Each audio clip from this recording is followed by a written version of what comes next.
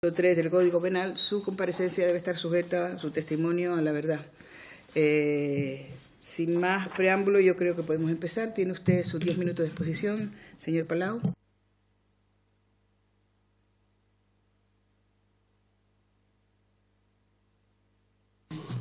Esto, no sé si está funcionando. Sí, no se preocupe que se escuche. Gracias.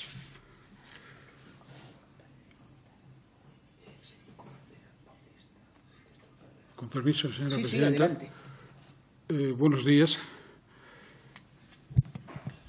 Quiero empezar por manifestar, a la vista del accidente tan horroroso que todos conocemos, mi empatía con las familiares y amigos de las víctimas y con quienes quiero compartir su sentimiento de dolor y, desde luego, lamentar las víctimas como es absolutamente obligatorio, ¿no?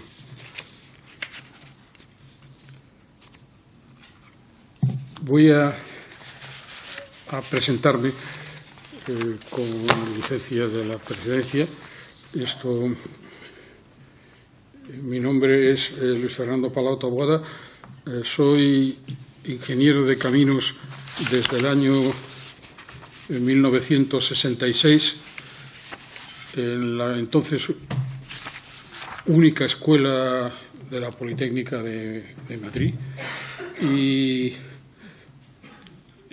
mi primer trabajo fue en principio en la compañía Entre Canales y Tábora, y a continuación estuve 5 años en Tenerife, contratado para el puerto de Santa Cruz de Tenerife.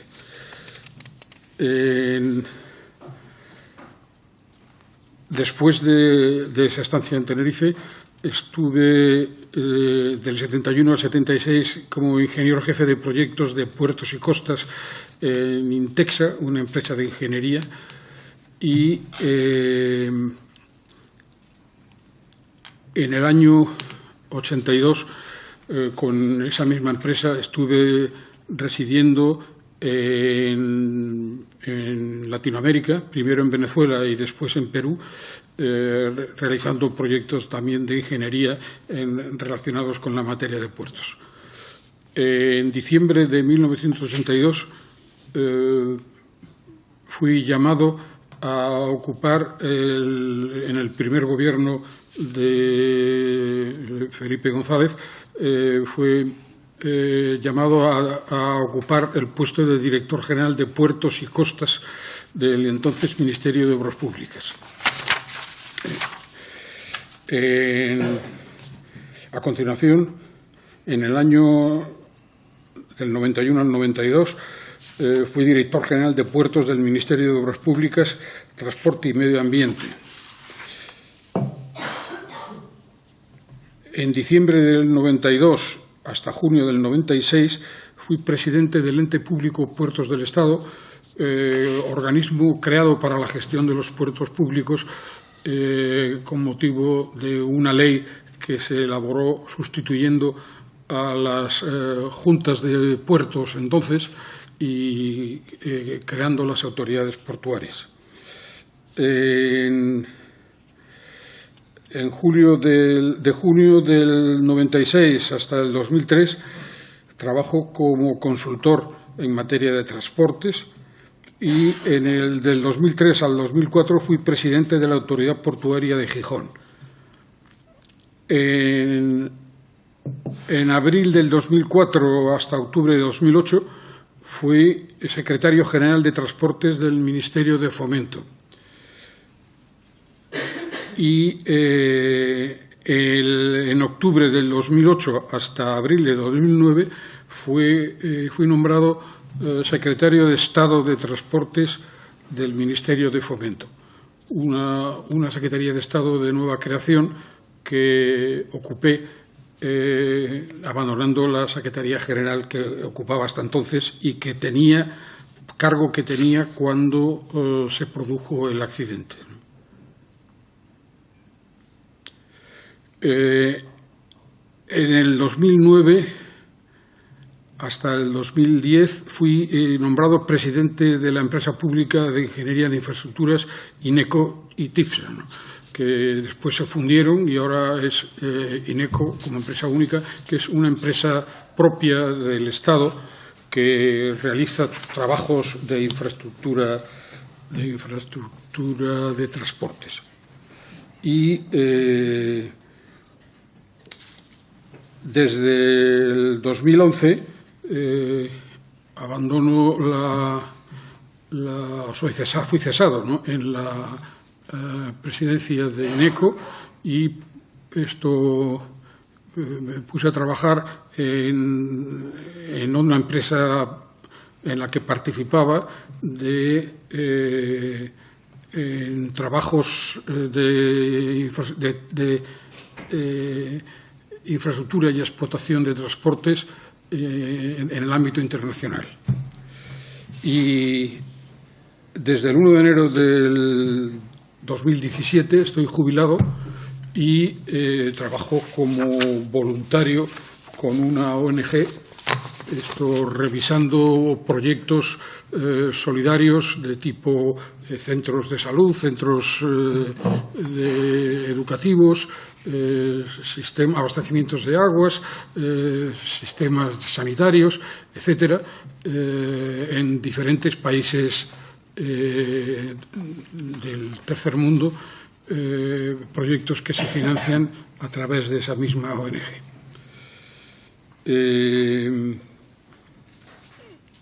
Entonces, como decía, el puesto que ocupaba en el momento del accidente era el de secretario general de Transportes, en el que todavía permanecí unos meses hasta que fui nombrado secretario de Estado. Y nada más. Esto es un poco el currículum que puedo ofrecer, ¿no? Simplemente añadir que tengo como participación en proyectos normativos, pues puedo hacer referencia a la elaboración de los proyectos normativos siguientes, ¿no? Borradores de normativas sobre titulaciones de embarcaciones de recreo y escuelas de formación, regularización e inscripción de embarcaciones pesqueras, la Ley General de Navegación, obligaciones de servicio público, un borrador de la Ley de Puertos, subvenciones a residentes en territorios insulares y a las cargas con origen o destino en Canarias, Comisión de Investigación de Incidentes, Parque Natural del Estrecho, separadores de tráfico marítimo, navegaciones de cabotaje de interés público, radiocomunicaciones marítimas. Señor Palau, yo creo que ya su currículum ha sido extenso, lleva usted 8 minutos. Si pudiéramos concretar un poquito más, ir a la cuestión de la comparecencia. ¿Tiene alguna cuestión previa que plantear más? Pues no ninguna más. Pues se le agradece. ¿No? Si le parece, pasamos pues entonces a... Bueno, simplemente resumir, no soy un experto en aviación civil, ni mucho menos en accidentes de aviación civil, y sin embargo pues tengo una experiencia amplia en materia de transportes en general. Ha quedado claro su dilatada experiencia en este aspecto. Por el grupo mixto empezamos con las comparecencias. Señora Orama, su tiempo. Gracias, señora presidenta. Estoy realmente impactada porque precisamente esto es una comisión de investigación del accidente de Hispaner, que, como ha dicho don Fernando Palau, fue, en palabras suyas, horrorosa. Y en su intervención previa, pues nos ha contado lo que nosotros sabemos y podemos saber cualquiera, que es su currículum, y efectivamente una persona especializada en puertos, en costas, en transporte marítimo, con publicaciones en tema de eso. pero estamos en la comisión de investigación del accidente de Hispaner y, como usted verá, pues aporta poco a esta comisión su currículum en materia de puertos, que es amplia. Porque además usted estuvo de secretario general de Transportes en el momento del siniestro. Un tema anecdótico, pero ¿podría decirnos a qué se debió que se creara la Secretaría de Estado de Transportes, que además fue casi inmediatamente después del accidente? Pues esto ya se puede usted imaginar que yo fui nombrado después de su creación, una decisión del Gobierno, porque existía en ese momento una Secretaría de Estado de Infraestructura de Transportes. Esa existía desde el principio y yo creo que la importancia que tiene la explotación de los diferentes sistemas de transportes justificaba tener una secretaría con el mismo rango que la de infraestructuras desde el punto de vista de su gestión. Eso creo que debió de ser las consideraciones del Gobierno cuando crearon esa Secretaría de Estado de Transportes, digamos de gestión del transporte. Pero ¿cuáles eran sus funciones en concreto y su prioridad en ese momento que le nombraron como secretario? Pues las funciones eran semejantes a las que tenía en la Secretaría General, solo que con mayor rango, porque los secretarios de Estado son miembros del Gobierno, participan en las comisiones de sus secretarios. Pero vamos, en funciones prácticas, las mismas prácticamente que tenía como secretario general. Pues sí, de mí dependían en aquel momento la Dirección General de Aviación Civil, la Dirección General de Marina Mercante, la Puertos del Estado, en la medida en que Puertos del Estado era autónoma, pero tenía una cierta dependencia del Ministerio de Fomento. Esto también dependía de AENA. En general, todas las funciones, todos los órganos de la Dirección General de Transporte por Carretera, es decir, estamos en la comisión de investigación de Hispaner.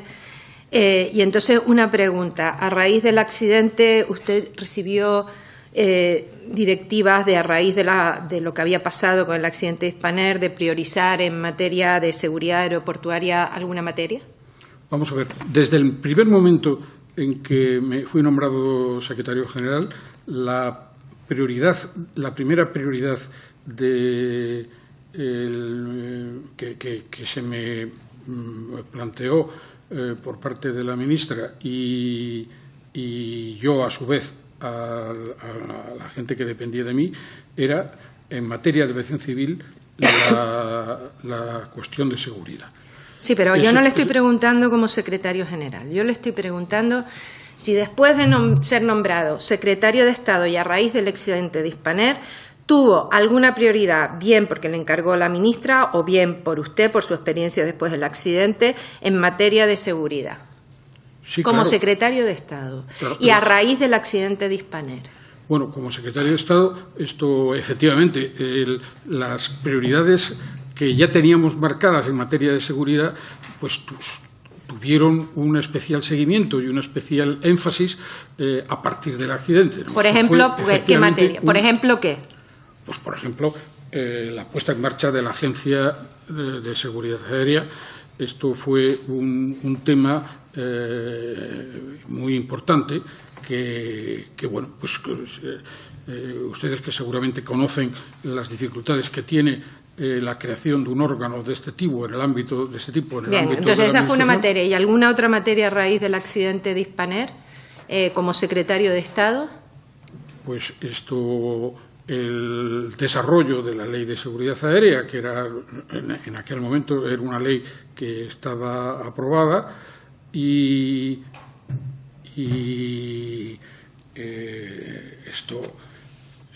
en fin,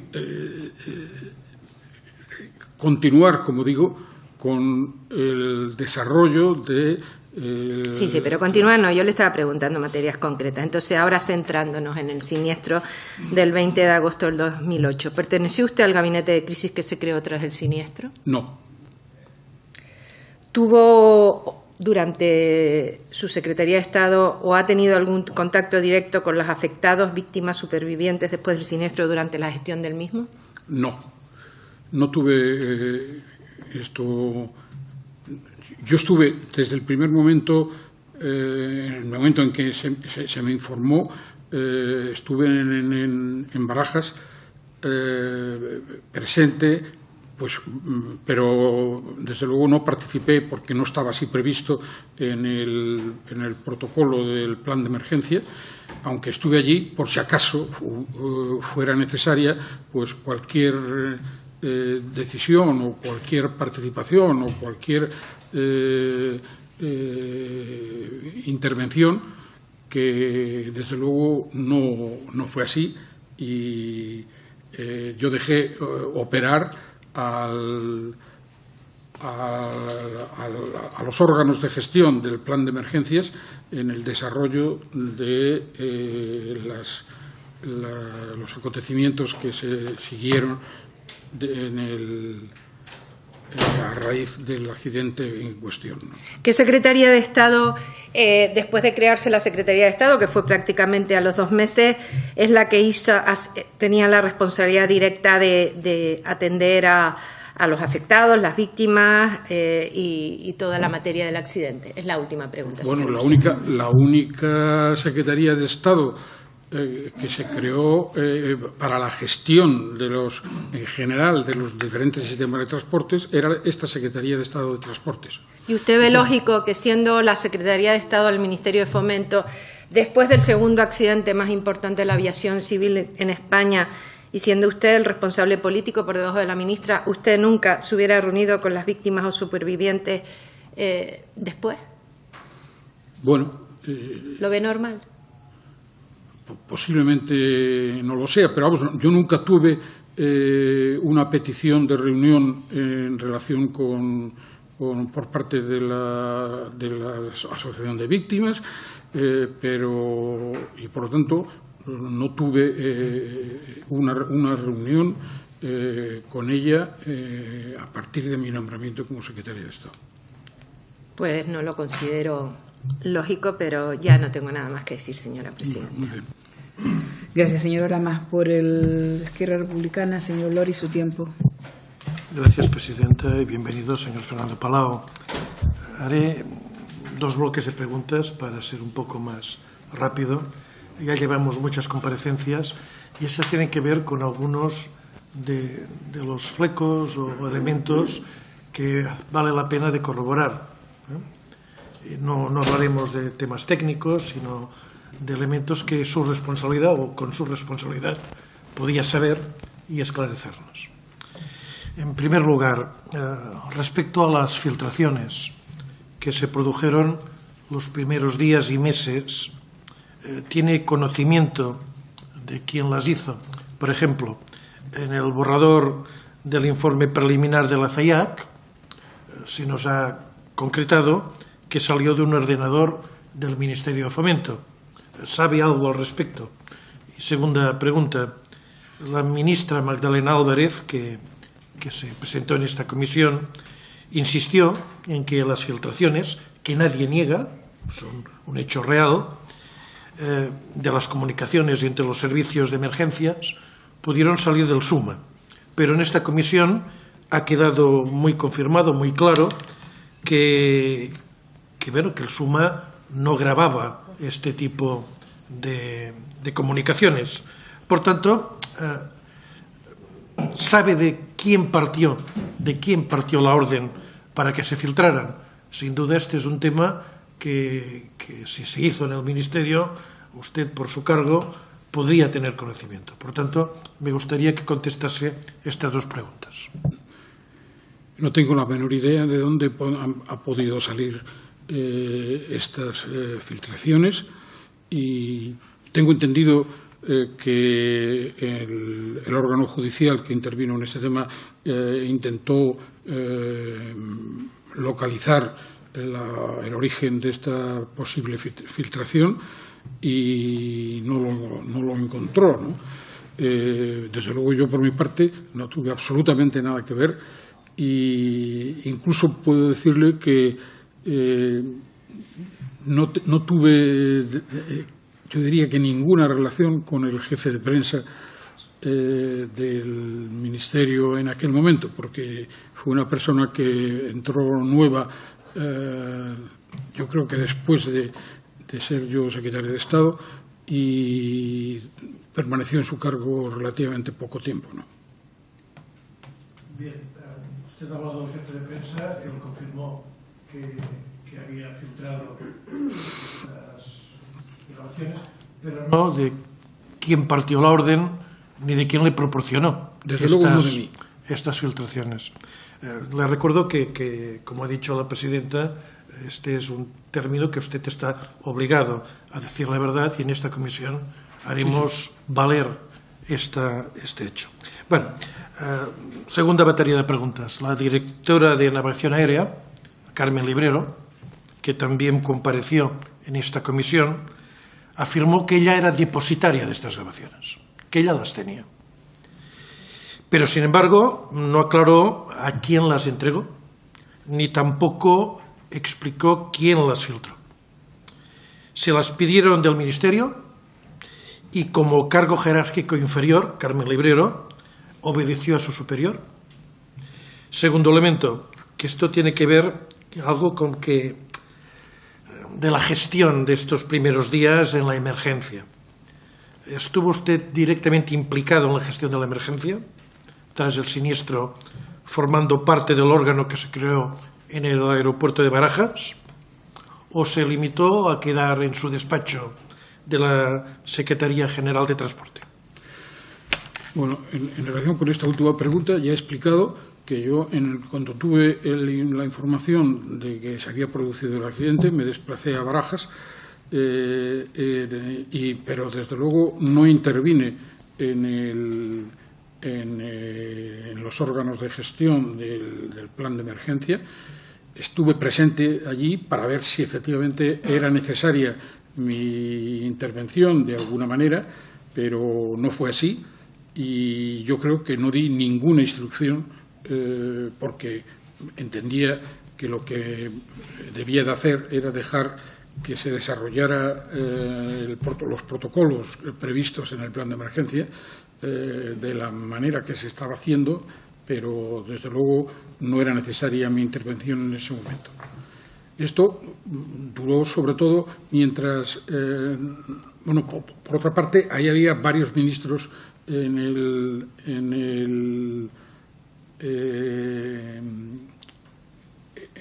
durante el desarrollo de los primeros momentos de los acontecimientos y me puse, por supuesto, a su disposición y cuando llegó la ministra de Transportes, que estaba fuera de Madrid en ese momento, y llegó en un momento determinado, me hice lo propio también de ponerme a su disposición, pero no intervine, digamos, en decisiones al margen de los órganos que están previstos en el plan de emergencia. Para completar un poco las preguntas, mire, las filtraciones fueron un escándalo. Las filtraciones fueron un escándalo en que el Ministerio estuvo implicado y durante unos días, nos comentó por el jefe de prensa, esto fue la comidilla de todo el Ministerio. No entiendo que usted no tuviese ninguna información ni le llegase ningún nombre conforme nada de lo que había sucedido era responsabilidad de nadie. Esto no lo entiendo, porque en momentos de crisis como estos, supongo que un secretario general no es un funcionario de segundo orden, sino de primer orden. No lo entiendo. Puede que usted me sepa explicar esto o no, pero para mí es incomprensible. Segundo elemento, usted dice que no fue necesario su presencia continuada. ¿Quién decidió que no? Usted dijo que fue allí a ponerse al servicio de los ministros. Alguien explícitamente le dijeron, no, usted no hace falta que esté aquí, estará tal otra persona. ¿Alguien le dijo esto? No. Yo pude comprobar cómo se estaban desarrollando los acontecimientos en aquellos momentos. Había una importante actividad en esos momentos y no me pareció oportuno intervenir. Para no molestar. Entre otras secretario razones. general, pues, me voy, no quiero molestar. No, me voy, no, me quedo allí por si efectivamente es necesaria que en algún momento lo intervenga, pero yo consideré que no era necesario y que efectivamente el plan de emergencia se estaba desarrollando de acuerdo con los protocolos previstos. Nada más, muchas gracias. Muchas gracias, señor Loris. Por el Grupo Confederal Unidos Podemos, como Podemos en Marea, señora Valido, su tiempo. Sí, muchas gracias, presidenta. Muy buenos días, señor Palau. Y siguiendo la tónica, voy a ir directa a las preguntas. En las comparecencias anteriores se nos confirmó aquí también, no solamente de los responsables políticos, sino también de familiares de víctimas, que fue el director del aeropuerto de Barajas en aquel momento, el señor Oleaga, acompañado por el director de seguridad de aeronaves, el señor Luis Rodríguez, quienes reunieron en una pequeña sala a los familiares de las víctimas para leerle la lista de supervivientes, y también acompañado por otras personas que todavía no se han identificado. ¿Quién tomó la decisión de que fuera el director de AENA y el director de seguridad de aeronaves quien diera la lista de supervivientes? Pues, supongo que el órgano ejecutivo del plan de emergencia, donde yo desde luego no estaba, y yo desde luego no participé en esa decisión, ni siquiera acompañé al director del aeropuerto, a Miguel Ángel Oleaga, cuando se produjo la lectura de las listas. Según su experiencia, ¿usted cree que este era el proceder, que tenía que haber sido el director del aeropuerto quien diera la lista de supervivientes? Bueno, era el responsable máximo del órgano de gestión del plan de emergencia, ¿no? Entonces, era el que podía tener mayor información sobre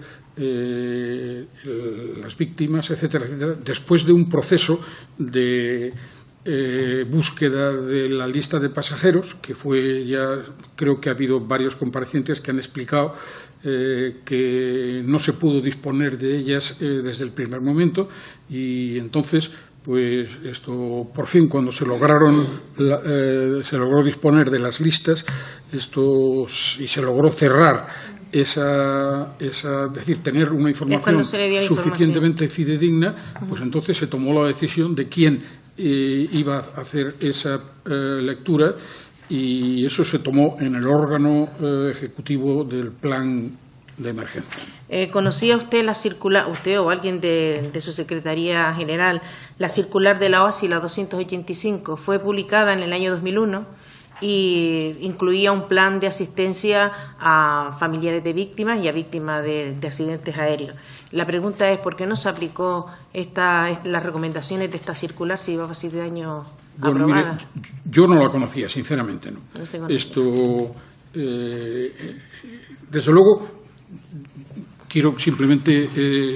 nosotros empezamos a trabajar en el Ministerio, desde luego no pensando en que iba a haber un accidente, sino pensando en evitar ese accidente por encima de todo, ¿no? Es decir, multiplicamos las inspecciones, multiplicamos las plantillas de inspectores, etcétera, etcétera, ¿no? En una gestión complicada, pero no trabajamos... Pero ustedes nunca se pusieron la posibilidad que podía ocurrir un accidente en Barajas con tantos millones de vuelos que hay al año. Pues desde luego eso era una posibilidad, digamos... Que no se manejó. Que nadie lo espera, pero a la que se prepara uno, siempre se prepara para lo peor en los planes de emergencia. Bueno, además, pues, teniendo usted como prioridad, según dijo, que por parte del Ministerio, como director general de transporte, tenía la prioridad de la seguridad de la aviación civil. Sí, efectivamente, pues Para eso se elaboraron los planes de emergencia que existían. AENA tenía su plan de emergencia en Barajas, se hacían los simulacros correspondientes, pero desde el punto de vista del tratamiento de las... O sea que el tratamiento a familiar y a víctima no estaba contemplado porque nunca se pusieron en el caso de que podía ocurrir un accidente. Pues sinceramente creo que es así. Yo no sé los demás, pero yo se lo veo como muy grave. De hecho, se evidenció por el maltrato que le dieron a los familiares. Como secretario de Estado de Transporte, que fue usted hasta el 2008, y además, a partir de octubre del 2008, que fue también secretario de Estado, usted llegó a ser el número 2 del organigrama de fomento y además tenía en sus manos la responsabilidad a máximo nivel del tráfico aéreo, y además no solamente eso, sino que ha dicho usted que la prioridad que se le encargó desde el Ministerio como secretario general de Transporte fue la de la seguridad de la aviación civil. Entonces, una pata fundamental de la aviación civil es la seguridad, y por lo tanto una manera de asegurar esta seguridad, valga la redundancia, y como usted ha dicho antes, son el plan de inspecciones y las supervisiones. La pregunta mía es, ¿cómo es posible que, siendo tan importante la inspección y la supervisión de la seguridad aérea, en el momento en el que fue, por ejemplo, en el que fue el accidente, y como ya se ha evidenciado que fue en el vuelo, en la tragedia del vuelo de JK 5022, cómo es posible que la supervisión y la inspección estuviera sometida a premuras de tiempo, se prorrogaban licencias sin inspeccionar los aviones previamente y además en contra de la normativa vigente de aquel momento? ¿Cómo es posible que se diera esta falta de seguridad a la hora de supervisar y de inspeccionar? Bueno, esto no sé a qué demoras se refiere su señoría, pero... No, premura, demoras no, premura. O premuras, porque esto, desde luego, el número y la calidad de las inspecciones, esto se le otorgó una prórroga a este avión de un mes sin inspeccionar, y de hecho el avión cayó un día antes de que se caducara esta prórroga de un mes. Esa prórroga estaba prevista, existían unas circulares anteriores a la Dirección General de Aviación Civil de aquel entonces, y esto estaba previsto que, para evitar que coincidiera una inspección en el momento en que el avión estuviera desplazado o tuviera sus planes de operativos, pues que hubiera una cierta flexibilidad en la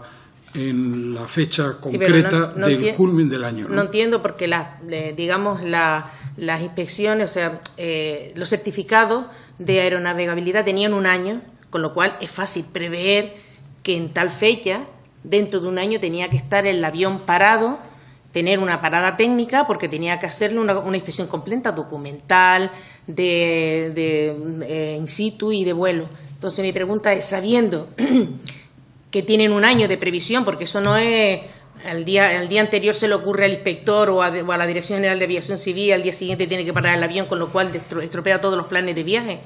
Hay un tiempo, un año para poder prever la parada del avión, y además esto tenía que estar supervisado por la autoridad de la seguridad aérea. ¿Cómo es posible? ¿Cómo es posible que se prorrogue por un mes? Además, cuando era una parada técnica que tenía que hacer el avión, y como se evidenció en el accidente, que habían cosas que supervisar, y además, y así se evidenció también en el informe del órgano pericial. Bueno, vamos a ver, esto... Desde el punto de vista normativo, está claro que esa posibilidad existía, ¿no? La posibilidad de flexibilizar ese año hasta 3 meses más, desde el punto de vista de la coincidencia con operaciones del propio avión que complicaran. Yo sé que todos entendemos que normativamente está. Lo que yo, por ejemplo, no entiendo, desde aquí, desde fuera de un avión y como usuaria, lo que yo no entiendo es que, teniendo un año para prever eso, por eso hablo de premura, teniendo un año para preverlo, ¿cómo es posible que antes de finalizar la prórroga, se le conceda otros 3 meses porque no ha habido tiempo? ¿Para qué? Si llevaban un año ya previendo que tenía que pararse el avión. Bueno, ¿Y cómo es posible que la autoridad que tenía que supervisar esto lo permita? La programación la programación de las operaciones es supongo, en el ámbito de las propias compañías es un tema complicado y no es fácil prever esto con un año de tiempo, digamos, a fecha fija, la disponibilidad del avión en un momento determinado. Es más, lo que yo estoy también convencido es de que, aunque se hubiera hecho esa inspección de aviación civil que usted echa de menos para el otorgamiento del certificado de aeronavegabilidad, yo estoy convencido de que no se hubiera evitado el accidente. ¿Por qué está convencido? Pues estoy convencido porque las inspecciones para el certificado de aeronavegabilidad no se centraban en analizar técnicamente cada uno de los aviones, ¿no?, sino en analizar las organizaciones que de alguna manera eran responsables, es decir, las organizaciones CAMO, que eran las que se ocupaban de garantizar la aeronavegabilidad continuada en cada una de las compañías aéreas. Más nada, Presidenta, muchas gracias. Gracias, señora Valido. Por el Grupo Socialista, señor Franqui, su tiempo. Muchas gracias, Presidenta. Muchas gracias, señor Palau, por su comparecencia en el día de hoy y por sus palabras a esta comisión.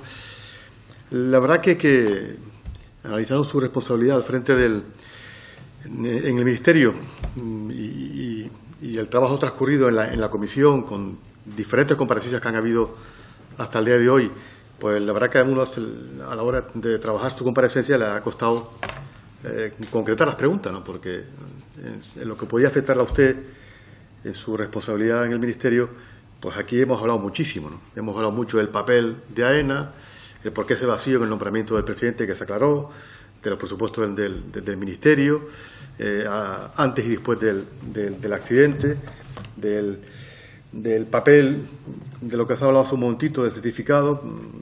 Aquí estuvo el director general de Aviación Civil explicando en profundidad toda esta materia. Intenté buscar preguntas que no volvieran a repetirse y por tanto a que la respuesta fuera la misma, ¿no? Del papel de la comisión de investigación, de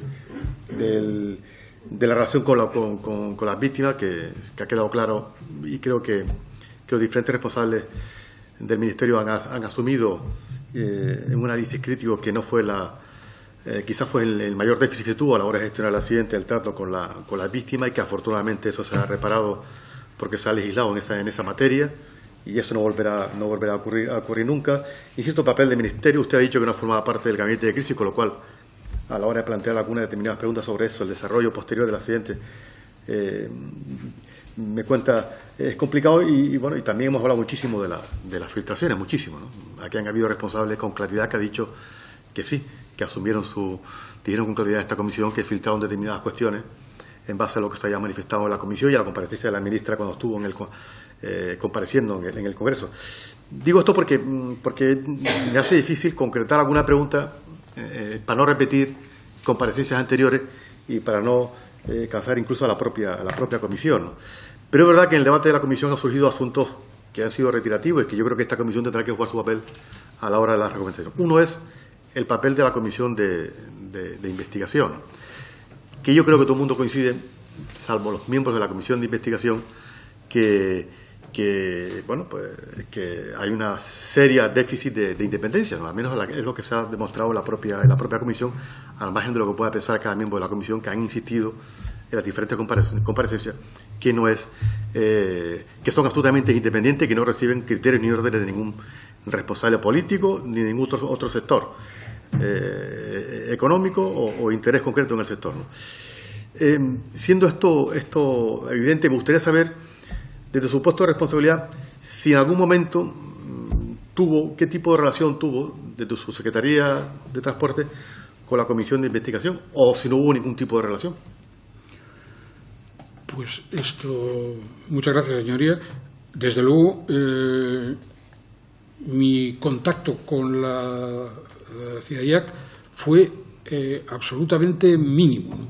Es decir, yo no intervine ni tuve ningún contacto directo con la CIA-JAC desde luego para darle ningún tipo de instrucción, y si tuve algún contacto fue para resolver los problemas administrativos que se pudieran plantear desde el punto de vista del nombramiento de los diferentes vocales y de cubrir las vacantes que existieran en algún momento y garantizar el funcionamiento, desde luego independiente, de la CIA-JAC. Posteriormente a mí se amplió incluso esa independencia al hacerlo depender del propio Congreso desde el punto de vista de su gestión anual. De modo que yo, desde luego, creo que rotundamente la CIA-JAC es un órgano independiente, desde luego desde el punto de vista de la administración a donde está asignada orgánicamente, pero incluso no dependía de la Secretaría de Estado entonces, sino de la subsecretaría, digamos, para sacarlo más desde los órganos, o separarlo más de los órganos de gestión del propio Ministerio, ¿no? De los órganos de gestión técnica sectorial, ¿no? Digamos. Se hizo depender de un órgano horizontal como es la subsecretaría. Usted explicaba que en su responsabilidad relacionada con el sector aéreo fundamentalmente fue desarrollar la ley de seguridad que se había sido aprobada algunos años antes y por la puesta en marcha de la agencia, ¿no? Sí. Que se produjo poco después del accidente. Pero como responsable de la Secretaría de Transporte, yo creo que todos tenemos como primera conclusión que hay un antes y un después en el sector aéreo después del accidente, del que se produjo, ¿no? Yo creo que usted bien ha dicho que se estaba pensando antes del accidente en evitar que había un accidente y se pensaba menos en cómo se gestionaba una vez que ocurría un accidente, como aquí se ha dicho, especialmente en el trato con los familiares de las víctimas y sus amigos, ¿no? Desde su responsabilidad, ¿qué cambio se produjo? No ya solo en el hecho sí que se produce, lógicamente, sino en la propia administración, en la mentalidad de la propia administración, una vez que ocurrió el accidente y las consecuencias de la tragedia de ese 20 de agosto del 2008. Bueno, los cambios en el énfasis puesto sobre la seguridad se produjeron no desde después del accidente, sino desde antes del accidente, ¿no? Las cifras que se han trasladado a esta comisión, dichas por diferentes responsables directos, pues sobre número de inspectores intervinientes en esa operación, del número de inspecciones realizadas, especialmente en unas aleatorias que se llaman SAFAS y SANAS, tanto para aviones extranjeros como para aviones nacionales, etcétera, y las inspecciones a las compañías, las cifras se aumentaron de una manera espectacular, ¿no? Yo creo que después del accidente el énfasis se puso en la puesta en marcha de la agencia de seguridad, que no es que empezara después del accidente, porque el recorrido de una creación de una agencia de este tipo es en la administración es un recorrido largo y complicado, pero que se puso en marcha después del accidente y que creo que es un paso adelante muy importante desde el punto de vista del incremento de la seguridad aérea en España. Última pregunta, Presidenta. Bueno, al final, como sabe bien usted, la función de esta comisión es, además de la comparecencia, acabar su trabajo con unas recomendaciones o conclusiones que hay que trasladar al Pleno del Congreso. En su opinión, con su formación, su experiencia al frente de una de las áreas importantes del Ministerio, ¿cuál cree usted, si tiene alguna conclusión o alguna reflexión que aportar a la comisión, debería ser una de las recomendaciones a su criterio que debería hacer la comisión en ese final de trabajo que hay que llevar a cabo? Pues yo diría que el aumento de las competencias y de la libertad de actuación por parte de la Agencia de Seguridad me parece un elemento sustancial. Yo he tenido la experiencia, por ejemplo, de la sustitución de los organismos públicos portuarios a unos entes públicos laboralizados que tienen mayores libertades para contratar, para elegir, para actuar, y creo que hay unas diferencias notables entre unas fórmulas y otras. Si eso se lograra para la Agencia de Seguridad Aérea, creo que eso sería un paso importante e interesante, dotar a este órgano de los elementos necesarios para realizar inspecciones y para realizar todos los cometidos que tiene asignados. Muchas gracias, señor Franqui. Por el Grupo Popular, señora Hernández Bento, su tiempo. Muchas gracias, presidenta. Muchas gracias, señor Palau. Gracias por su intervención. Yo creo que usted ha hecho mucho énfasis, ¿verdad?, en su, bueno, es lo único que nos ha transmitido, nos ha querido transmitir, en su experiencia en puertos, ¿verdad?, y en costas, en transporte en general, y creo haberle entendido que explícitamente nos ha dicho que no tenía esa experiencia en navegación aérea. Pero no quita. Usted tenía esas competencias, aunque no tuviera experiencia, y la misma responsabilidad, ¿no?, tanto en la navegación marítima como en la aérea, ¿no? Independientemente de que usted tuviera menos experiencia o ninguna. Yo, la verdad, le voy a hacer preguntas que ya les he hecho a otros comparecientes, porque esto me preocupa mucho, y que usted, no sé por qué lo ha hecho, pero lo ha hecho. Ha venido y nos ha dicho que sabía mucho de aquello, pero que de esto no. Y por otros comparecientes yo siempre he tenido esa sensación que había una desconexión entre el Ministerio de Fomento y AENA. Yo le pregunté al señor Azuaga, que fue el presidente de AENA, como usted sabe, ¿verdad?, hasta 2008, y textual: AENA tiene poca relación o casi ninguna con Fomento. Luego le pregunté también al señor Marín, ¿sí?, y me dijo que, bueno, no lo terminó de aclarar, habló del comité asesor, pero no terminó de decir que no, que despachaba, que sabía con quién, no. La ministra, señora Álvarez, también se lo pregunté, se lo preguntamos, y ella habló de autonomía económica, y en vez de contestar quién del Ministerio de Fomento llevaba, despachaba, seguía los temas de, en aquel momento, AENA, pues nos habló de eso, de la gestión económica, de la independencia y tal. ¿AENA dependía de usted? Sí. Sí. Dependía. ¿Y usted con quién despachaba de AENA? Con el presidente de AENA. Y lo hacía con frecuencia, con mucha frecuencia. ¿Y cómo es posible que diga lo que dijo? Bueno, porque yo creo que se refería, efectivamente, a que la independencia del Ministerio era fundamentalmente económica y presupuestaria. No, pero yo no le pregunté por la independencia económica. Esa fue la respuesta que dio después la ministra de Fomento, que ya sabía que íbamos a ir por ahí. Yo le estoy preguntando a usted si usted conocía, y entiendo que usted me lo acaba de decir, que despachaba todas las semanas, una vez al mes. ¿Usted conocía de primera mano, porque era su responsabilidad, lo que estaba pasando en AENA? ¿Esto es así? Sí. O sea que los otros anteriores que dijeron todo lo que dijeron, pues no. Bueno, yo desconozco. Usted despachaba y conocía... con precisión, pero perfecto. yo despachaba frecuentemente con quién? AENA. ¿Con el señor Azuaga? Con el señor Azuaga. Que dijo y también, que no. Y también con el señor Marín, ¿no? De modo que yo ¿Usted sabe que ambos dijeron que no?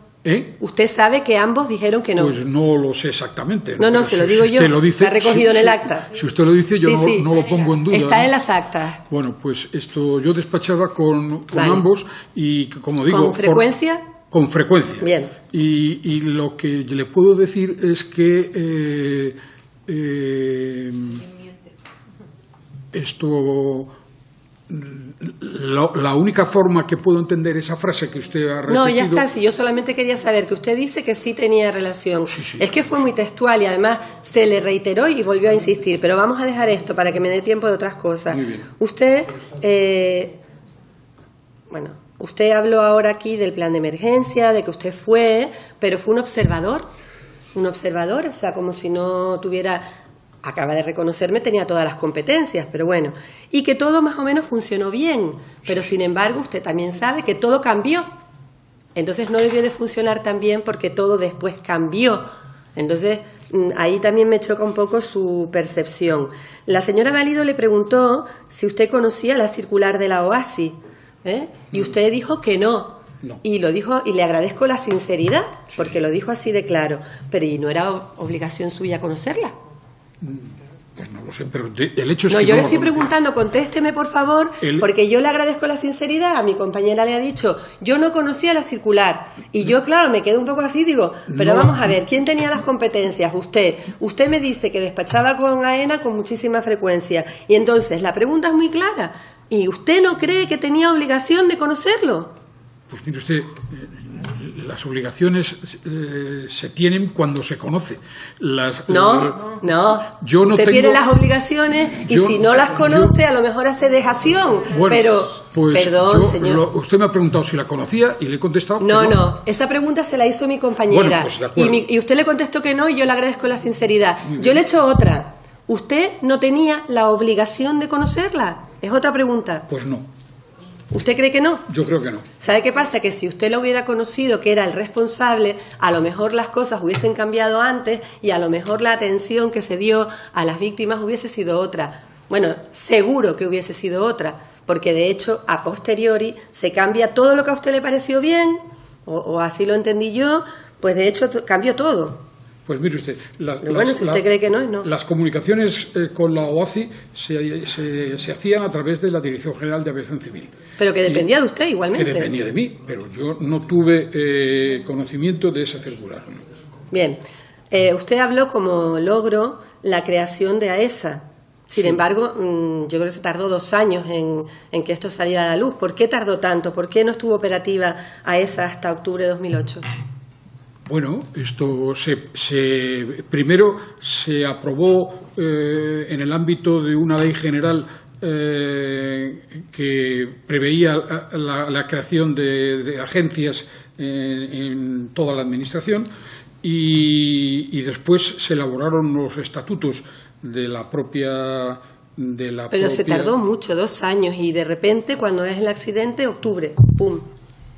No, desde luego, cuando nosotros empezamos a trabajar en la agencia, no había accidente y no teníamos la perspectiva de que lo hubiera, por supuesto. Pero tenía la obligación. Los planes de emergencia lo que hacen es eso, contemplar esa posibilidad. Y es una obligación de los responsables públicos contemplarla. Pero bueno, usted creía que era el proceso normal de creación de la agencia. Bien. Y las dificultades normales que tiene la puesta en marcha de cualquier órgano ¿Le nuevo pareció normal en el ámbito de la administración pública. Vale. Mire, cuando AESA se forma, recoge los efectivos de la Dirección General de Aviación Civil, incorpora contratados laborales, ¿sí? ¿Por qué no se aprovechó esa oportunidad para crear un cuerpo de inspectores de vuelo? ¿No se consideraba necesario? ¿No era prioritario? No. ¿No era prioritario? No. Lo que era prioritario era tener la capacidad de inspeccionar.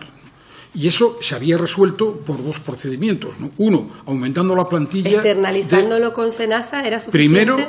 Primero, ampliando las plantillas de la propia Dirección General de Aviación Civil, que se hicieron, cosa que se hizo.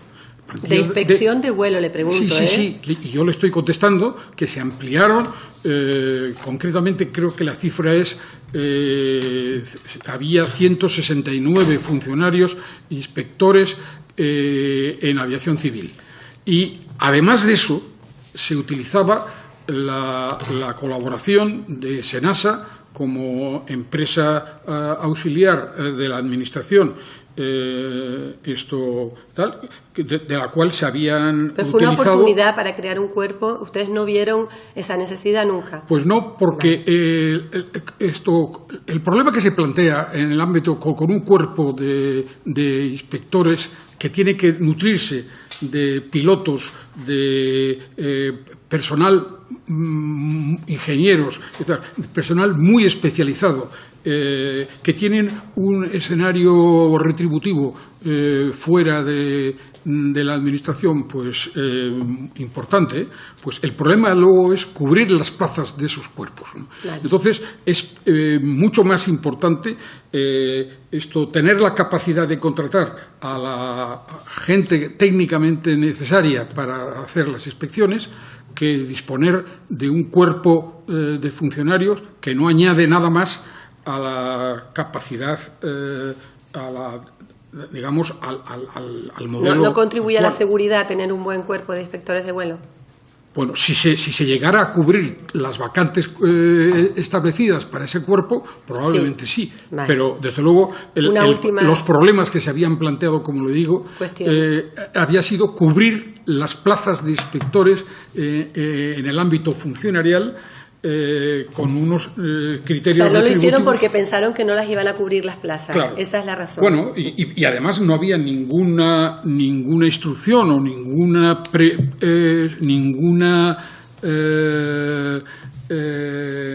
planteamiento que obligara a crear ese cuerpo en el ámbito de la Ley de Aviación Civil. Una pregunta de seguridad aérea, perdón. En relación a esa también. Es una pregunta delicada, pero la verdad que a mí me chocó cuando lo supe. ¿Usted sabía que la póliza que tenía contratada Spanair era con Mapfre?